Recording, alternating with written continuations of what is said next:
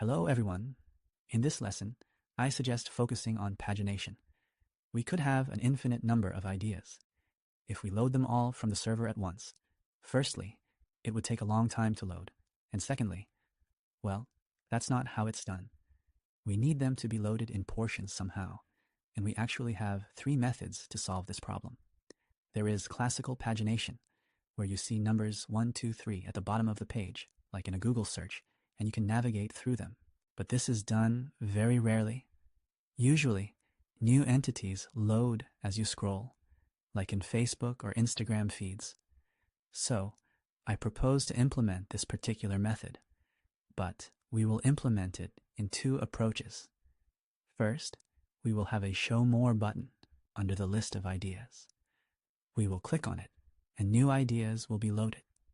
In the next lesson, we will make it so that there is no button, and ideas will load as you scroll. Thus, we will divide this task into 2 stages. Let's proceed to the implementation. We'll be working with the getIdeas route. Currently, getIdeas doesn't have any input parameters and simply returns all ideas. We need to fix this. Let's add an input for this endpoint. Input.types.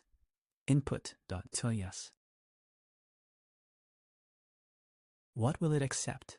It will accept a limit, which is a number minimum 1, maximum 100, and by default 10, so it can be omitted, and then 10 ideas will be returned. All right, and we will pass the cursor. A cursor is a certain identifier of the last loaded record. When passing the cursor, we will load all records after the specified cursor. That's how it usually works. Now we'll implement it. It will be clearer. All right, let's return to our endpoint. We need to finish this input. Input, the getIdea TRPC input. Excellent. Input passed. And we also need to get it here. Input. How will our query change? Well, our select is the same as it was. We're sorting by created at, but adding a cursor field.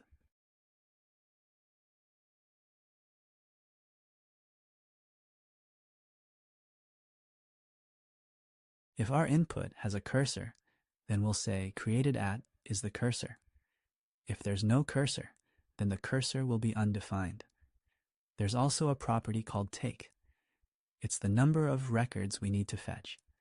I'm deliberately not writing everything correctly right now to be able to explain to you. It would be logical to take as many as we specified in the limit. We specified 10, took the next 10 records after the cursor, if it was specified. If it wasn't specified, we took the first 10 records. Good. Let's see what it's complaining about. It says we can't use the cursor on created at because in our database it's not declared as unique, and our unique ones are. Only the ID and username are declared unique. The id is unique because it's an ID, and the username is unique because we explicitly made it unique. So we have this problem.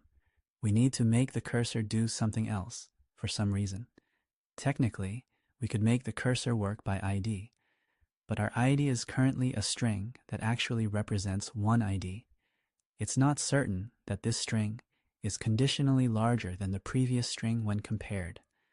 And that's the problem, because under the hood, the cursor works in such a way that we fetch all the ideas, sort them in the specified way, and only take those whose cursor is larger than the specified one. This will be invalid. So we need something different. There's this option. We can say that our created at is supposedly unique, and just add it like this, and it will work. If we run our migration now, the error here will disappear. But this is also invalid because when we start our service, billions of users will come, creating their ideas at full speed. And it might happen that 2 ideas are created at the exact same moment, and created at won't be unique at all. So this won't work either. Therefore, I suggest adding another field, which I usually call serial number. And yes, it will be an integer, unique, and default auto increment. This means that automatically, with each new record creation, the serial number will increment by 1. Why didn't I immediately set the ID in this format? Well, I like UUIDs for IDs. That's just my preference. I consider this a serial number. It's convenient for me. You might disagree with me, but a unique ID can allow you. At least, this ID is unique among all records. So, I can't have an ID like some gibberish and exactly the same gibberish for a user. So, it's a super unique ID that can, in rare cases, allow you to do something amazing. But this tutorial is not about that at all. And a serial number, meaning your ID can be number 1, and so can the user number 1. So you understand where this comes from. I originally came from the world of GraphQL. And there, it's important for the ID to be unique among all entities. Anyway, that's beside the point. We did it the way we did. Let's add our serial number. Let's run the migrations.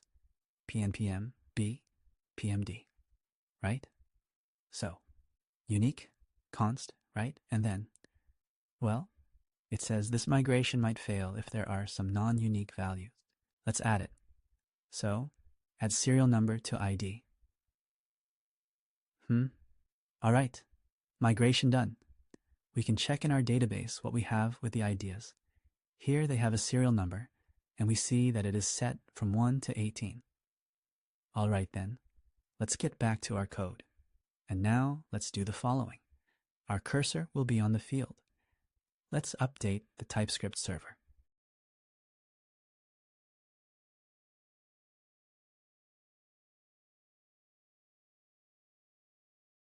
Yes.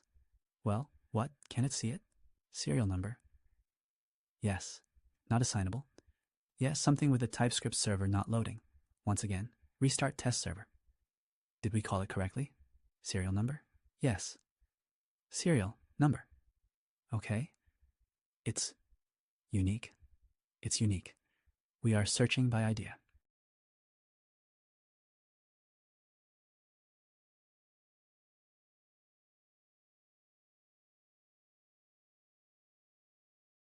We are searching by idea. What is it saying? Ah, string is not compatible with cursor. All right. So we need to have our cursor be a number, not a string. Yeah. Okay. But since this is a get endpoint, it's possible it will pass a string here. So I suggest we use the following construction of Zod. Coercion to number. This means that both a string and a number can be passed here, but they will ultimately be converted to a number. Yeah, okay. Let it be. Let's go back here. And that's it. No errors now. Good. Here. So, but considering that we have a cursor by serial number, I suggest we also change the order by to the following. Currently, our sorting is only by the created add field, and we'll make it initially by created add, and after that, additionally sorted by serial number, here. Moreover, it doesn't matter in which order it does it. The main thing is that we sort by created add. Right now, we have such a coincidence that really the created date will be greater for records with a higher serial number. But who knows, in the future, you might want to sort not by created date, but instead by published date. And it might happen that some ideas were created earlier than others, but published later. And then it will matter. So let's do this now. We'll also see how to sort by 2 fields at the same time. All right, well, we did that. We now have in IDS, similarly, an array. Now, the situation is that we need to return the list of all ideas and the next cursor so that we can pass it back to the front end and search with it. So here we will have a sort of next cursor. How to define the next cursor? The next cursor should be the ID of the next loaded record. And accordingly, it can be declared like this. Let me add the code. I will explain it all together now, because step by step wouldn't be very convenient. Here's what I'll do. So, for example, I said I need 10 ideas, but actually, I will request 11. Here I will have 11 ideas. I'll say that the next idea is the one at index 10. So actually 11, right? Because the count starts from 0, right? So the next idea is 11. Next cursor. It might happen that we requested 11 more, but there are only 8 more. Therefore, the next idea in the 11th field will not exist. Thus, the next cursor will be undefined. If it exists, we can load more pages, display the button, and we have the next cursor. Then all ideas except the next ones. This means taking all ideas and slicing them from 0 to 10. So these 10 ideas of ours, we will return them in IDS. All right, let's bind this to the front end, and it will become even clearer. All right, we set this on the back end. Let's get back to the front end. What will we have on the front end? So, we need to adjust the call on the front end.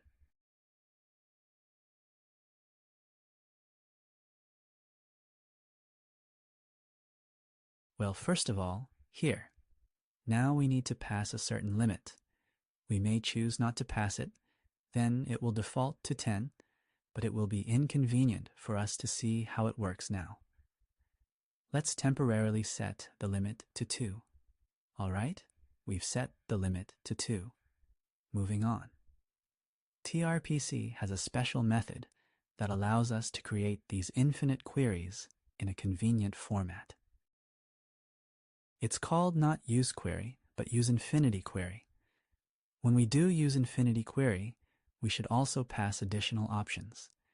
This is a function that determines the next cursor and inserts it back into the input parameter.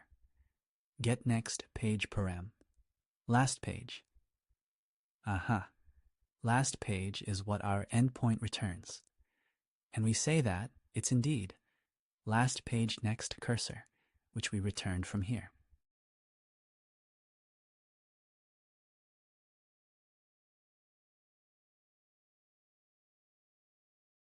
This next cursor, as far as we know, it could be, oh, we took the ID, but we need not the ID, sorry. We need the serial number here, right? Since we determined by serial number. Ah, and good. And you need to request it here accordingly. Serial number, true. Uh-huh, good. We determine it by serial number. Good. Okay, so accordingly, it's either a number or undefined. Right? And we've obtained it like this here. Thanks to this function, a next cursor will be passed here when trying to load the page. And there will also be information about whether this next cursor exists. To get this information, we can refer to additional fields returned by the user definite query. This is hasNextPage, which is either a Boolean or undefined. This is the fetchNextPage function, which we will call when we click the Load More button. And there are also properties like isFetchingNextPage, meaning whether some next page is loading. And we also have isRefetching to check if the data is reloading. Okay? Right, let's move on. Let's see what's in the data. Infinity data. All right, let's play around a little with these fields.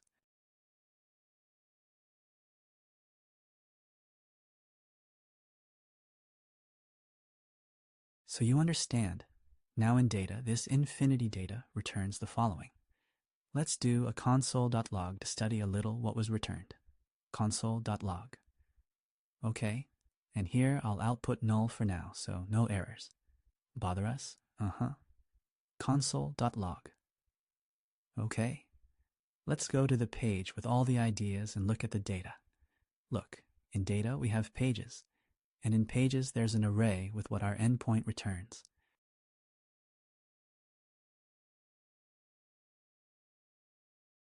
That's its structure.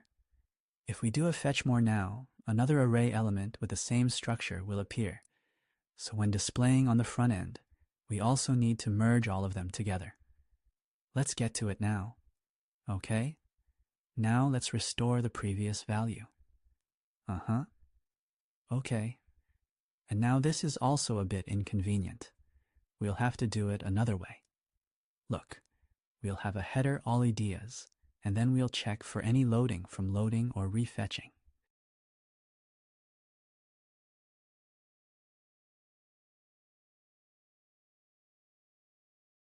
And if any of that is true, then we'll return a loading div. Good. Then, if an error comes back, so an error comes back. Now, I'll add more so it doesn't hide anything from us here. Why? Because we left the return here. I see. Uh-huh. Okay. If there's an error, we'll return an alert.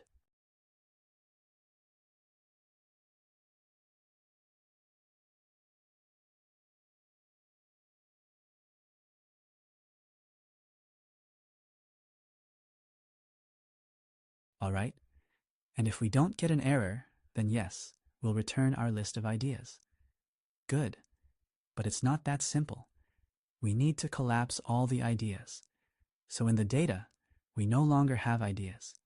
We have pages there. And pages, if you hover over it, like this, not obvious. But basically, pages is an array. Yes. If we peek here, we see that pages is an array from what our endpoint returns. Next, if I'm in the script, there's something like flat map. It will iterate over all arrays within arrays and flatten them. So, flat map, here. Since we are going through pages, there will be a page here. And we'll return page.ideas. So, page.ideas. Good. So now, with this structure, we just have a merged list of all ideas. Uh-huh. Good. And then we can map over the list of all ideas. Okay? I made a little mistake here. So, map, here. Here.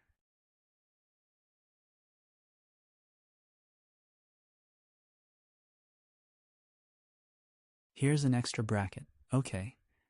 And the ID now holds a real valid idea. Good. Okay? All right. Then we have a div with all the ideas. And we also need to add a button that will export our data. So, let's add it. Our button will be like this.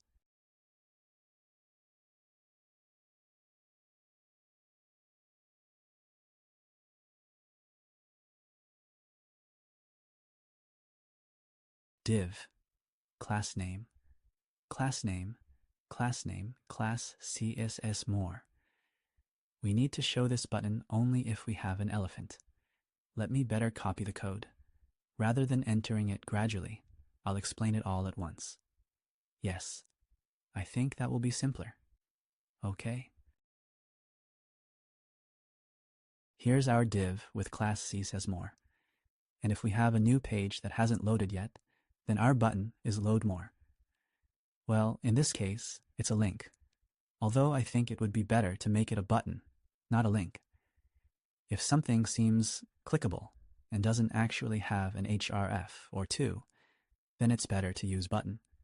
And then, you can generally bypass even such things. All right, let it be such a button. Native, because we will remove it later. We don't need to beautify it now. In the next lesson, we will simply trigger it by scroll.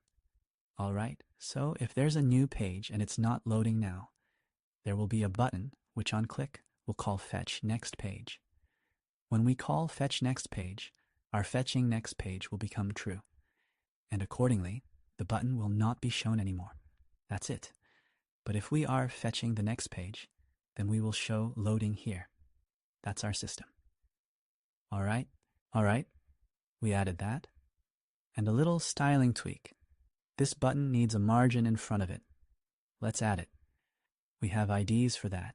It seems we added it directly into the div IDs, right?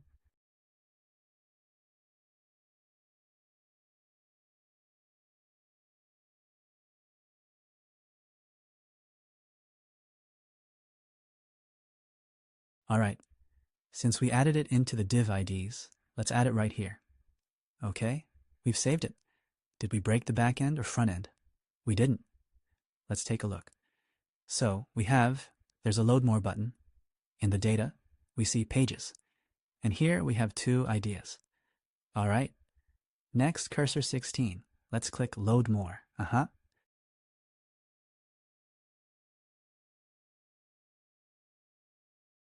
13 and 12. Let's see what's in the data. We already see that there are 2 items in the data, and each of them is what our endpoint returned, this one and this one. But thanks to FlatMap, we merged all the ideas from all pages into a single array, and then we iterated over it where each idea was separate. Okay, so let's upload some more. Let's slow down the internet and see how our loading performs. So, load more.